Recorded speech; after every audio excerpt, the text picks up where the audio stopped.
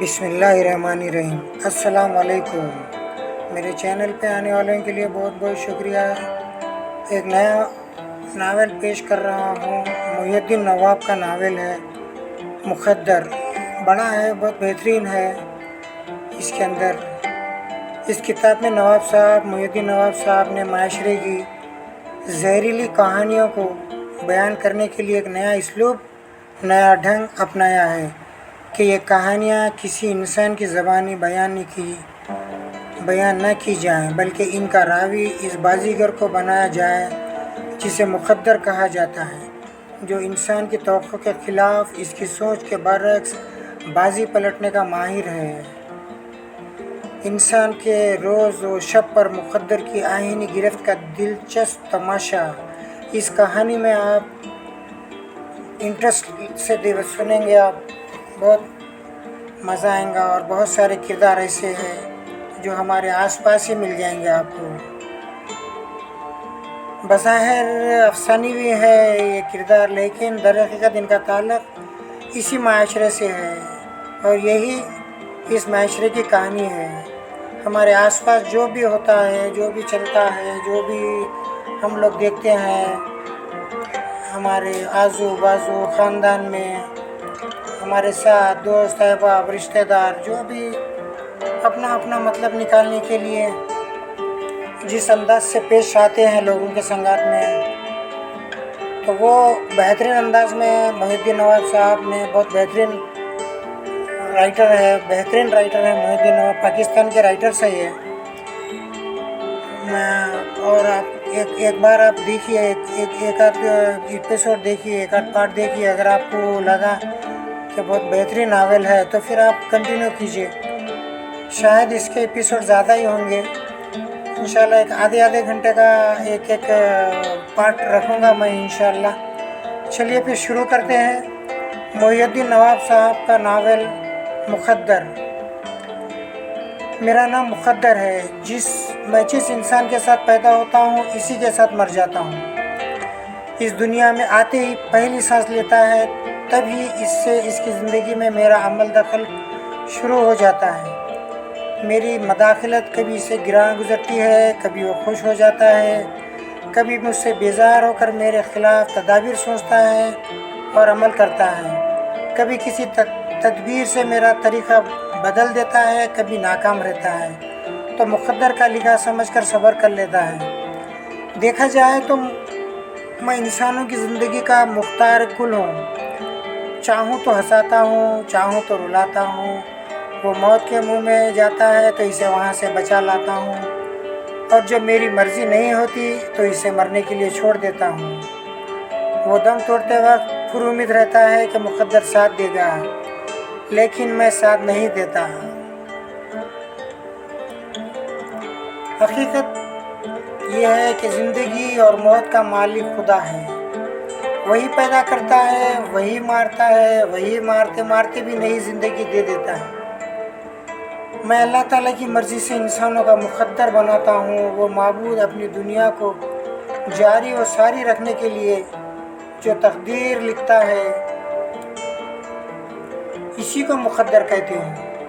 اس لیے میں خود کو مخدر کہہ رہا ہوں، اور اس دنیا میں اپنے معبود کی مرضی سے آتا ہوں اور اپنے معبود کی مرضی سے جاتا ہوں۔ اسی کی مرضی سے کسی کو پہاڑ جیسی صدمات دیتا ہوں اور کسی کو چٹان بھر خوشیاں دے دیتا ہوں، کسی کو مہکتی زلفوں کی چھاؤں میں زندگی دیتا ہوں تو کسی کو ماں کی گود میں مار ڈالتا ہوں۔ میں مخدر ہوں، میں لکیر کا فقیر ہوں۔ اللہ تعالیٰ نے انسان کی ہتھیلیوں پر جو لکیریں بنا ڈالی ہیں، میں انہی لکیروں پر چلتا ہوں۔ بظاہر تو یہی سمجھ میں آتا ہے کہ میں ہی انسان کو مارتا ہوں اور میں بچاتا ہوں۔ یہ کاتب تقدیر کے بھید ہیں اور میں اس کا بھیدی ہوں، اس کا ایک مخلص اعلی کار ہوں۔ میں یہ تہمت اس لیے پیش کر رہا ہوں کہ انسان مخدر کو خدا نہ سمجھے۔ انسان چاہے تو مخدر کو بدل سکتا ہے، اور جو کبھی نہیں بدلا جا سکتا، جو اٹل ہے، جو ازل سے ہے اور ابد تک رہے گا، وہ صرف خدا ہے۔ میری اس مسلسل داستان میں کبھی کہیں خدائی کا دعوے کی جھلک ملے تو اپنا محاسبہ کریں، بات سمجھ میں آ جائے گی کہ میں اللہ کی بنائی ہوئی کٹ پتلیوں کی طرح ہوں اور انسان کے ہاتھوں کی لکیروں پر چلاتا رہتا ہوں۔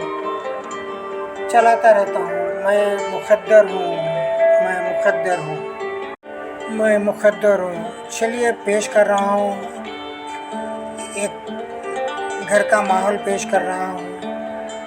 میں نے اس محل نما کوٹھی میں قدم رکھا تو بڑے سے حال میں قرآن خوانی ہو رہی تھی۔ کتنے ہی جوان اور بوڑھے کلام پاک کی تلاوت میں مصروف تھے۔ محروم فلک سکندر کے ایصال ثواب کے لیے قرآن خوانی کی جا رہی تھی۔ قرآن خوانی کرنے والوں میں محروم فلک سکندر حیات کا بڑا بھائی فلک آفتاب حیات بھی شامل تھا۔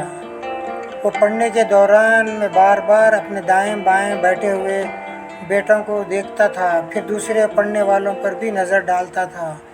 اس کی حرکتوں سے ظاہر تھا کہ اس کا پڑھنے میں جی نہیں لگ رہا ہے۔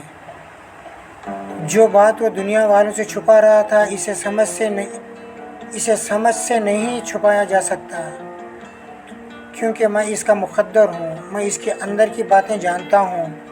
وہ 60 برس کا تھا اور اس نے 40 برسوں سے کلام پاک کو ہاتھ بھی نہیں لگایا تھا، پڑھنے کی زحمت ہی گوارا نہیں کی تھی، اس لیے عربی زبان بھول گیا تھا، اٹک اٹک کر پڑھ رہا تھا۔ کتنے ہی الفاظ کی ادائیگی غلط ہو رہی تھی، اس لیے زیر لب پڑھ رہا تھا تاکہ آس پاس والوں کو سنائی نہ دے۔ اس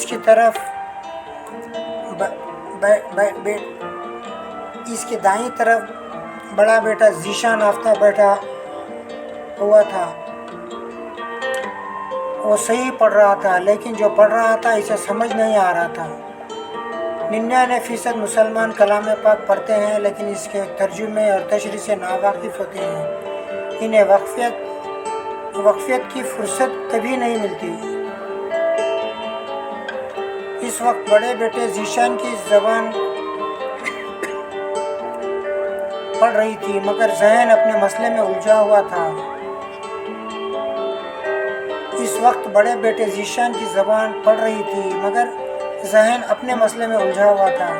اس کی شادی کو 7 برس ہو گئے تھے۔ وہ اپنی بیوی اسما کو بہت چاہتا تھا لیکن اولاد سے محروم تھا۔ اس کے والدہ بیگم آفتاب نے اپنی بہو اسما کو الٹیمیٹم دے دیا تھا کہ وہ 1 برس کے اندر ماں نہ بنی تو وہ دوسری بہو لے آئے گی۔ اسی الٹیمیٹم کے بعد ساس اور بہو کے درمیان محض آرائی شروع ہو چکی تھی۔ فلک آفتاب بائیں طرف اس کا دوسرا بیٹا بابر بیٹھا ہوا تھا۔ فلک آفتاب کے بائیں طرف اس کا دوسرا بیٹا بابر بیٹھا ہوا تھا۔ وہ بھی کلام پاک صحیح پڑھ رہا تھا مگر سمجھ نہیں رہا تھا۔ سمجھتا بھی کیسے؟ اس کا ذہن عینی کی طرف لگا ہوا تھا۔ عینی اس کی محروم چچا فلک حیات کی اکلوتی بیٹی تھی۔ اسے امید تھی کہ عینی اس سے منسوب کی جائے گی۔ امید ہو تو خیالی پلاؤ پکائے جاتے ہیں، لہٰذا تلاوت کے دوران میں یہ ہنڈیا پکا رہا تھا۔ وہ تینوں باپ بیٹے دیکھتے کچھ تھے، کرتے کچھ تھے۔ دکھاوا یہ تھا کہ فلک آفتاب اپنے محروم بھائی کے ایصال ثواب کے لیے قرآن خوانی کرا رہا تھا، خود پڑھ رہا تھا اور لوگوں سے پڑھوا رہا تھا، اور اس حقیقت کو سمجھنا نہیں چاہتا تھا کہ وہ خود غلط ہے تو دوسرے کب صحیح ہوں گے۔ ذیشان نے 1 سپارہ ختم کیا۔ فلک آفتاب نے اپنا سپارہ دیتے ہوئے کہا، بیٹے ذرا اسے پڑھ دو، میں تھک گیا ہوں، مجھ سے پڑھا نہیں جا رہا۔ ذیشان نے کہا، ڈیڈی آپ یہ سپارہ بابر کو دے دیں، میں بھی تھکا ہوا ہوں۔ دھیرے سے بابر نے دھیمی آواز میں کہا، بھائی جان آپ کی تو عادت اپنا بوجھ مجھ پر ڈال دیتے ہیں، ڈیڈی نے آپ سے کہا ہے آپ کو پڑھنا چاہیے۔ فلک آفتاب نے کہا، بوڑھے باپ کا بوجھ دونوں بیٹوں کو اٹھانا چاہیے، لہٰذا آدھا سپارہ ذیشان پڑھے گا، آدھا تم پڑھو گے۔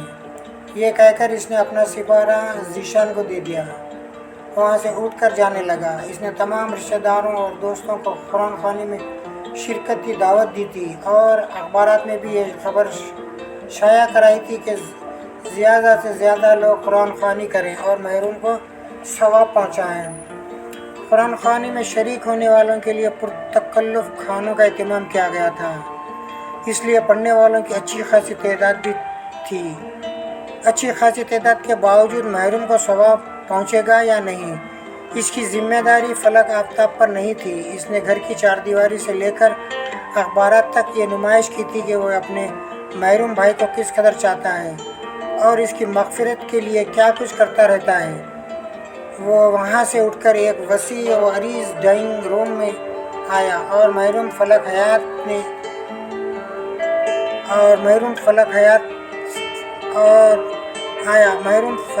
सिकंदर ने इस कोठी को महल बना रखा था। इस कदर महंगे साज और सामान से आराइश की थी कि वहाँ आने वाले भी रश्क व हसद से और कभी तारीफ़ी नज़रों से देखते रहते थे। एक दीवार पर महरूम की बड़ी तस्वीर आविज़ा थी। तस्वीर के पास ही महरूम की बेवा बहन फलक नाज एक शाहाना तर्ज के तख़त पर बैठी कलाम पाक की तिलावत कर रही थी। बेगम आफ्ताब जीने की बुलंदी से उतरती चली आ रही थी और मुलाजिम से कह रही थी, जाओ अगरबत्तियाँ सुलगाओ। अभी तक किसी ने भाई साहब की तस्वीर के सामने अगरबत्तियाँ नहीं लगाईं। तौबा है, मैं ना रहूं तो कोई भाई साहब का ख्याल रखने वाला नहीं होगा। फलक आफ्ताब ने कहा, बेगम, तस्वीर की पूजा नहीं की जाती, इसलिए इसके सामने अगरबत्ती नहीं लगाई जाती। मेरी बहन तिलावत कर रही है, अगरबत्तियाँ यहाँ ले आओ। बेगम ने कहा, बहन को भी समझाएं कि तस्वीर के पास बैठकर तिलावत नहीं की जाती। फलक नाज ने कलाम पाक को बंद किया, इसे चूमकर आँखों से लगाया और जुज़दान में लपेटते हुए कहा, भाईजान, मैं तस्वीर से बहुत दूर बैठी हूँ, आप चाहें तो फासला नाप कर देख लें। ड्राइंग रूम में बैठकर पढ़ना ज़रूरी तो नहीं है, यहाँ मिलने जुलने वाले आते रहते हैं। क्या ये ज़रूरी है कि यहाँ इन्हें दिखाया जाए कि तुम अपने भाई की मग़फ़िरत के लिए दिन रात पढ़ती रहती हो और दुआएं मांगती रहती हो? वो मुस्कुराकर बोली, ये आपकी महरूमी कह रही है।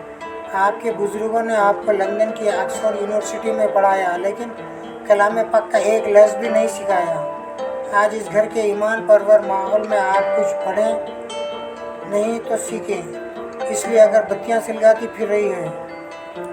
फलक आफ्ताब ने डांट कर कहा, खामोश रहो नाज, ये तुम्हारी भाभी है, तुमसे बड़ी है। ये कहती हैं तो तुम 10 सुनाने लगती हो। क्या बड़ों का अदब लिहाज नहीं कर सकती? ऐसे में एक नौजवान ड्राइंग रूम में आया। वो चेहरे से ही अहमक दिखाई देता था। इसने फलक नाज को मुखातिब करते हुए पूछा, मम्मा, मेरी ये शर्ट कैसी लग रही है? फलक नाज ने नागवारी से कहा, बेटा, तुम्हें कितनी मर्तबा समझाया है कि मुझे अम्मा ना कहो, मम्मा ना कहो, सिर्फ मम्मा कहा करो। कैसे कहूँ, मेरी आदत हो गई है। जब दादी जान जिंदा थी तो मुझे डांट कर कहती थी कि आपको अम्मा कहकर बुलाया करूं और आप समझती थी कि मैं मम्मा कहा करूं। आप तो जानती हैं मैं बहुत अच्छा बच्चा हूं, बड़ों की बातें मानता हूं, इसलिए दोनों की बातें मान रहा हूं। अम्मा मम्मा कहते कहते अब तो ये मेरी आदत सी हो गई है। फलक नाज ने कहा, मैंने तुम्हें समझाया था कि ऐनी के साथ हॉस्पिटल जाना है, तुम क्यों नहीं गए? मैं इसके साथ गया था। जब कार में बैठने लगी तो ऐनी ने कहा मैं पिछली सीट पर बैठूं। मैंने पीछे आकर देखा तो वहाँ कोई पिछली सीट नहीं थी। आगे देखा तो वो कार आगे जा चुकी थी। बेगम आफ्ताब ने हंसते हुए कहा, नाज, तुमने लाजवाब बेटा पैदा किया है। नाज, तुमने लाजवाब बेटा पैदा किया है। तुम्हें खुशफहमी है कि ऐनी इसे पसंद करेगी?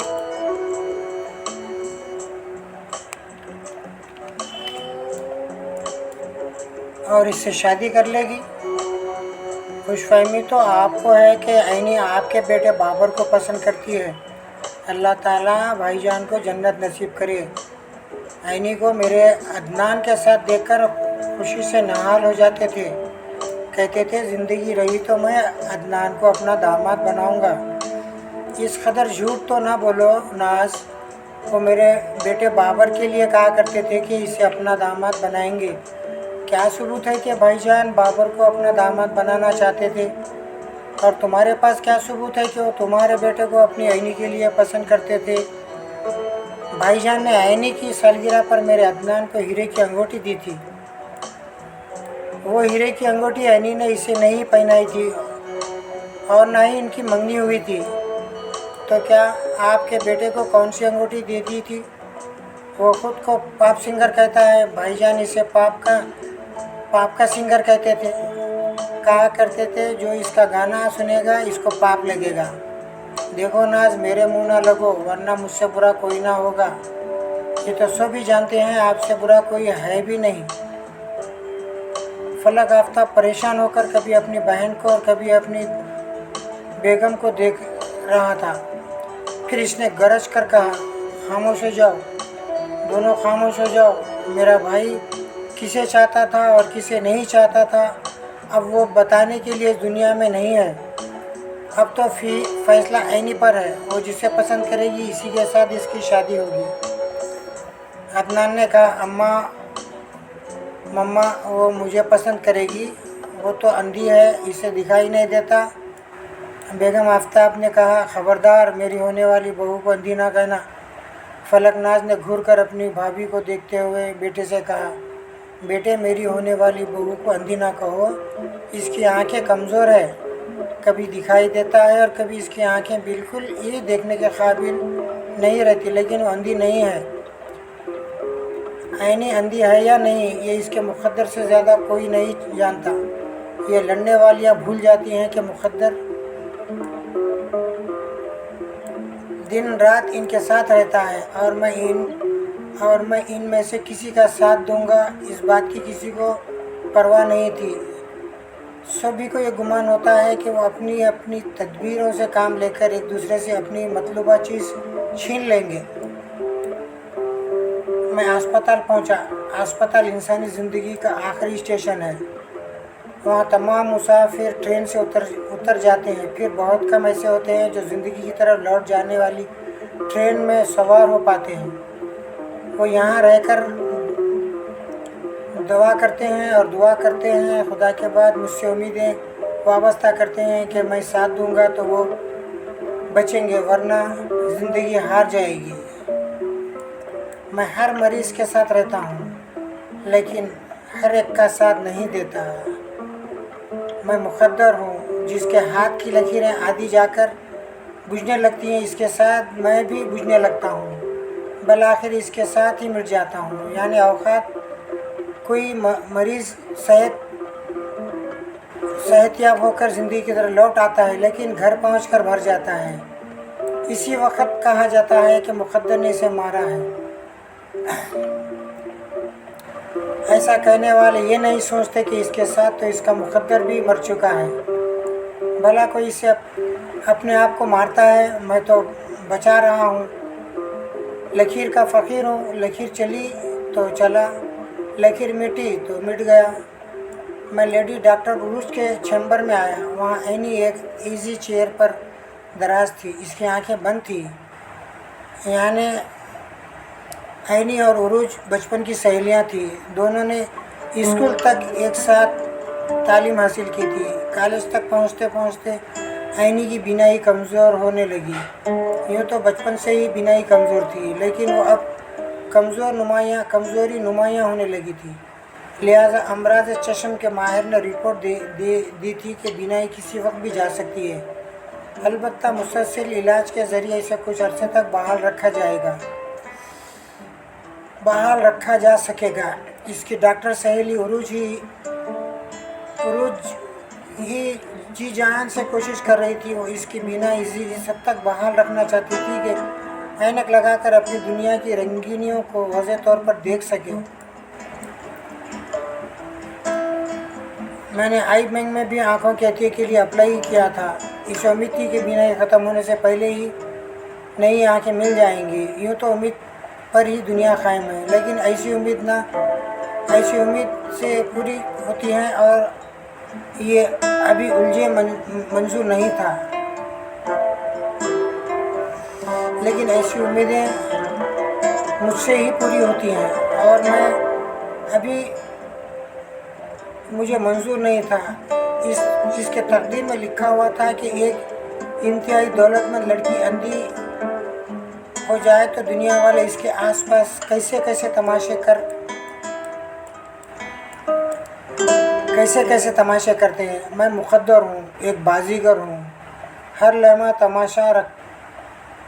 तमाशे दिखाने वाला हूँ। उरूज इसकी एक आँख का पपटा उठाकर पेंसिल टार्च के ज़रिए इसका मायना करने लगी। फिर इसने दूसरी आँख का भी इसी तरह मायना किया। इसके बाद बोली, मैंने तुझसे कहा था मैं शाम को घर आऊँगी।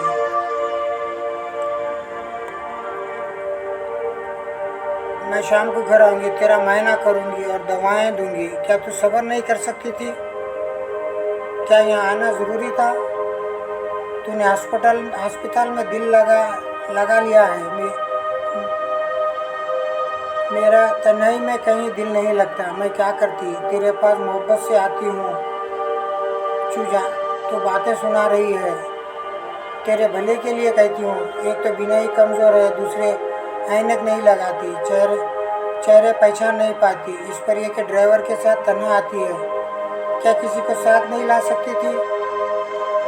वो पप्पी का बेटा अदनान आना चाहता था, मैं इसे झांसा देकर चली आई। वो आता तो बोर करता रहता। ताईजान ने मुझे आते नहीं देखा। देख लेती तो अपने बेटे को पीछे लगा देती। वो तो और ज़्यादा बोर है। ये देखकर बहुत अफसोस होता है कि कोई तुझसे तेरी शख्सियत से प्यार नहीं करता। सभी तेरी दौलत और शान और शौकत के पीछे भाग रहे हैं। ये सिर्फ मेरे अपने ख़ानदान में ही नहीं हो रहा, बल्कि बाहर से भी ऊंचे घराने वाले रिश्ते मांगने आते हैं। इनके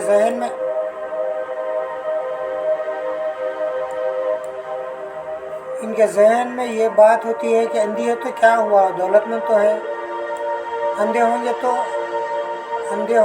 अंधे हो गए तेरे दुश्मन। ऐसी बातें मुँह से ना निकाला कर। देख रही है तेरे लिए कितनी परेशान रहती हूँ। अल्लाह ने चाहा तो जल्द ही आई बैंक से आंखें आएंगी, तो फिर से दुनिया को आईने की तरह देख सकेगी। देखने के बाद भी वहाँ शादी करूँगी जहाँ हमने सोच रखा है। तुझे याद है ना? हाँ बाबा, याद है। हम ऐसे घराने में शादी करेंगे जहाँ 2 भाई हों और उन्हें 2 बहुओं की ज़रूरत हो। वो एक आई ड्रॉपर लेकर इसकी आंखों में दवा टपकाने लगी। आईनी ने कहा, हमने सारी ज़िंदगी एक ही छत के नीचे रहेंगे। मैं तेरे बगैर नहीं रह सकूँगी। क्या मैं तेरे बगैर रह सकूँगी? मुझे तेरे सिवा कोई अपना नहीं लगता और मुझे तेरे सिवा सब पराये लगते हैं। हाँ, ये देखना है कि हमारी ये मोहब्बत कब तक इसी तरह कायम रहेगी। ये कैसी बातें कर रही है, इसलिए कि कह रही हूँ कि हम जवानी के ऐसे दौर में हैं जहाँ कोई अजनबी हमें बहुत अच्छा, बहुत प्यारा लगने लगता है। वो अजनबी रफ्ता रफ्ता अपना बन जाता है और अपनों को पराया बनाता चला जाता है। ऐसा कभी नहीं होगा। अगर कोई ऐसा करेगा, हमारे मजबूत रिश्ते को काटना चाहेगा, तो मैं अपनी ज़िंदगी से काट कर अलग कर दूँगी। हाँ, मैं भी ये सोचती हूँ कि जिससे इतनी गहरी वाबस्तगी ना हो जितने तेरे साथ है। मैं इन दोनों के पास होंगी, मगर नादीदा हूँ। कोई मुझे क्यों सोचता हो। जब इंसान इतने बड़े बड़े दावे करता है, सोचता हूँ कभी मुझे इनकी ज़िंदगी में आना चाहिए। दोनों सहेलियों का दावा है कि वो किसी दूसरे को इतनी मोहब्बतें नहीं दे सकेंगी जितनी आपस में करती हैं।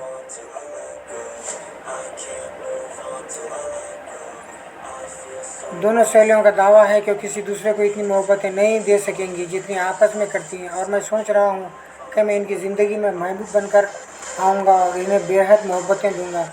तब वो आजमाइशों से गुजरेंगी और फैसला करेंगी कि सहेली की मोहब्बत मुकद्दम है या महबूब की। ऐसा अक्सर होता है। मैं इंसानी सरापा अख्तियार करके लोगों की ज़िंदगी में आता रहता हूँ हर लड़की की ज़िंदगी में कोई चाहने वाला ज़रूर आता है। मैं भी महबूब बनकर ऐनी या उरूज में से किसी एक की ज़िंदगी में आऊँगा। इसे भरपूर मोहब्बतें दूँगा। इसका जीवन साथी बनकर इसकी ज़रूरत बन जाऊँगा। फिर देखूँगा इस पर अपने जीवन साथी का रंग चढ़ता है या सहेली का। ऐसे वक्त फ़ोन की घंटी बजने लगी। ऐनी आंखें बंद की, अपनी इजी चेयर पर नींद दराज थी। इसने कहा, घर से फ़ोन आया होगा। ये लोग तो मुझे सुकून से रहने नहीं देते। जहाँ जाती हूँ अपने बेटों को जासूस बनाकर पीछे लगा देते हैं या फ़ोन खड़खड़ाते रहते हैं। पुरुष ने फ़ोन के पास आकर इसे उठाया, फिर इसे कान से लगा कहा, अस्सलाम वालेकुम, मैं उरूज बोल रही हूँ। दूसरी तरफ से फलक आफ्ताब ने कहा, बेटी मैं ऐनी का ताया बोल रहा हूँ। क्या ऐनी तुम्हारे पास है? जी हाँ, ये मेरे पास है, आप इत्मीनान रखिए।